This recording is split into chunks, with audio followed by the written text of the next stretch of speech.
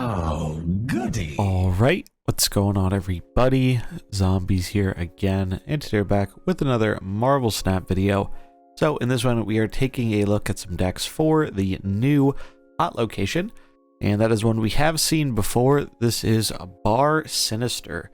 So this was actually a new location that I believe we got very shortly after launch back in October. And it's a pretty neat one. There is a very powerful combo you can do on this, which we can do with actually a pool 1 deck, though you can do it with obviously higher up pools. So we're going to go over that combo, and then we're going to take a look at the different decks that are good at making use of this hot location. So what is the combo we're talking about here? It involves Onslaught and Nightcrawler. So basically what you're doing is you play Nightcrawler into the hot location. That's going to give you 4 Nightcrawlers. You can move one out, so then you can just play a single copy of a card. That single copy we typically want to be Khazar or Blue Marvel.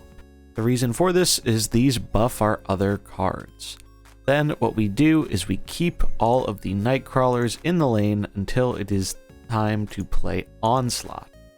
Then we move the Nightcrawlers out of the lane, slam Onslaught, and Onslaught will stack his ongoing effect multiple times, and then that amount will be multiplied by the Blue Marvel or the Khazar effect, and it will make all of our stuff or all of our 1-drops really big, and it's hard to deal with.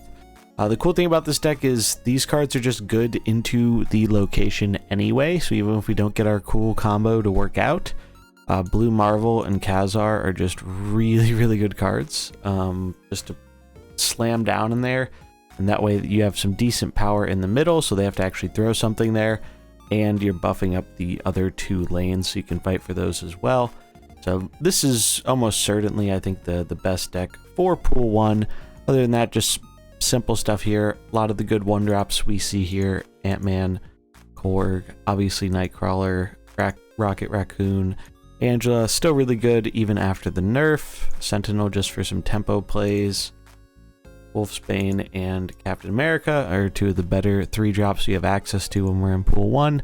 And the rest is combo stuff and Chavez, who we can sometimes use as top end, but is really there more so to make the rest of our deck a bit more consistent. So I think that is without a doubt the best deck for pool 1. Let's take a look at what we have for pool 2. Next up we have the pool 2 upgrades to the deck we just showed off. Generally, this one stays pretty similar between pool 1 and pool 2. We do end up swapping out Korg for Iceman, as I think Iceman is a bit better of a cheap disruption 1-drop. We also add in some more disruption with Scorpion and some self-protection with armor, but other than that, the deck is largely unchanged. Pretty minimal benefits from pool 2, but it can change up quite a bit in pool 3, but we'll get to that in a minute. I do want to show off another deck that I think will work very well in pool 2 though, and that is the Dinosaur deck. It wouldn't be a hot location video if we didn't have a Devil Dinosaur deck in pool 2, as obviously that is when Dino becomes really strong and can even rival some pool 3 decks. So this is the one we put together for it. Pretty simple, general good stuff Dino. We have Ant-Man, because we can usually fill out at least one of the lanes pretty heavily.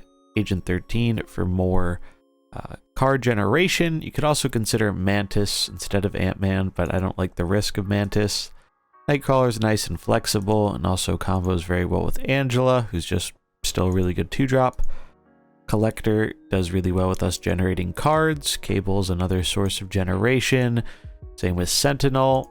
Storm is cool because she can really help us with a bad location, or if we just don't want to play into the hot location game. If we're afraid that the opponent might be able to do something better than us in it, you can just Storm, get rid of it. Naturally, I think it makes a lot of sense to have Jessica Jones when we're running Storm, as she is one of the best Storm follow-ups out there. Moon Girl for our Devil Dinosaur, staying big and potentially getting us a second Dino. White Queen, really underrated card that can sometimes just steal your opponent's win condition, so you can use it against him. And then Devil Dino, just one of the best 5-drops in the game, especially in pool 2. So I think this would do pretty well in the hot location. Next up is a deck I am really excited to try out, as I didn't have the cards for this the last time this location came around, and that is Death Pool. So the location obviously very good with destroying stuff, because we can just throw a bunch of 1-drops in there, or one drop in there, have it get multiplied, and then blow it up with a Killmonger. So Deadpool obviously is a consideration there. So is Iceman, because that is a ton of negative effects. Nova, as it's a huge buff to your board, and on top of that, getting 4 things blown up cuts our death cost all the way down to 5 right off the bat, just doing that one lane. Yondu's another one where we can just mill like their whole deck, or like half of their deck. So really sweet selection of 1-drops here. Carnage, just natural inclusion in a destroy deck. Green Goblin is a specific one for the location. This is a card I expect you will see a lot of if you are playing against and with Pool 3 things. This is definitely an all-star for Bar Sinister, and while this location is the hot location, I would definitely consider teching this card into a bunch of different decks, even if you're not trying to play fully into the location. Just putting this in your deck sometimes makes it work out really well. Venom, because we need a bit more destroy redundancy, really good with Deadpool. Killmonger to obviously blow up our 1-drops in the lane. Wave, so we can get death down for cheap along with something else. Hulkbuster is a pretty cool one because it merges into the card. So if you play it in Bar Sinister, you can just have Hulkbuster, it'll merge, and so it all ends up going into one Hulkbuster, and then you could potentially eat that with Venom or something like that. So pretty cool interaction there. Obviously you can also put this on your Deadpool, so you make Deadpool big and then make him explode and double, so that's pretty sweet. And then Taskmaster to copy whatever our big thing is, be it Death, Venom, or Deadpool. I think this deck is going to do really well with the hot location, and it's definitely the one I'm most excited to try out. The next deck we have here for Pool 3 is a Patriot deck. This is a deck that I think is very well suited in the current metagame, and with one small change we can make it even better for this hot location. Pretty standard list here, using Invisible Woman to hide our very powerful ongoing effects. Bunch of decent no-text cards to get advantage of the Patriot effects, such as Wasp, Misty Knight, Shocker, and obviously the summons we get from Debris and Ultron. Now, normally we would have Squirrel Girl in this list, but we made a substitution for Nightcrawler, and that is mainly because of the location.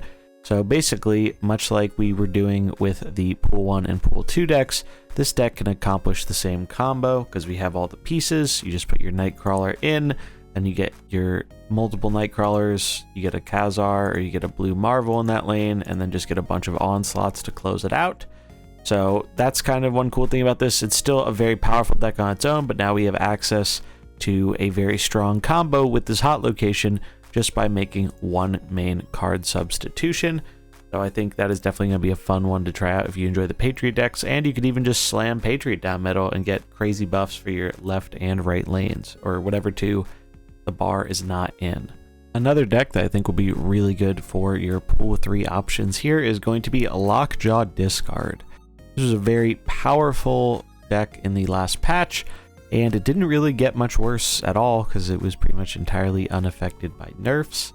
I think it's just very well positioned in the meta right now, and you can do some cool things with the hot location. One of my favorite things to do with this deck, it's definitely Moon Knight. We obviously have a lot of cards that we're happy to discard, and our opponent usually does not. So getting down an early Moon Knight and just ripping like almost their whole hand is really sweet with this location. Another thing you can do is you could get down an early Morbius, and sometimes that is just way too much power for them to overcome, having 4 Morbiuses in the bar lane. You could also do something a little more cheeky, like just play your big Apocalypse there, though usually that's kind of an easy read. But overall, the deck is very powerful, resilient, and I think it can definitely take advantage of the location with at least a few of the main cards here. Another Pool 3 deck we have here is the Hazmat Luke Cage. So figured we'd throw in one deck here that uses one of the new cards, though you could probably play a similar disruption deck even if you do not have Luke Cage. He's obviously very new, and the Pool 4 and Pool 5 cards can be kind of difficult to get a hold of. But this is just a generally pretty good disruption deck. Obviously, we have Green Goblin, who is going to be great here, like previously mentioned.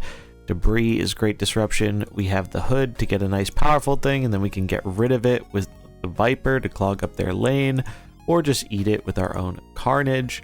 We have Black Widow, who can also be given away while giving them basically a negative effect where they can't draw cards, and then they have to play the card down and take up some board space. So very effective disruption tool there. Then obviously we have a Hazmat kind of combo going on here. So we're using Hazmat and Luke Cage to afflict everything with less power.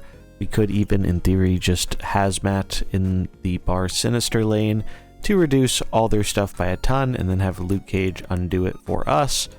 Moon Girl gets us copies of our good cards here, especially the Demon and Hazmat and that kind of stuff. Wong enables us to do some cool things with Hazmat. We can go Wong, get double Hazmat applied, then Odin to do it again and not have our stuff be affected because of the Luke Cage.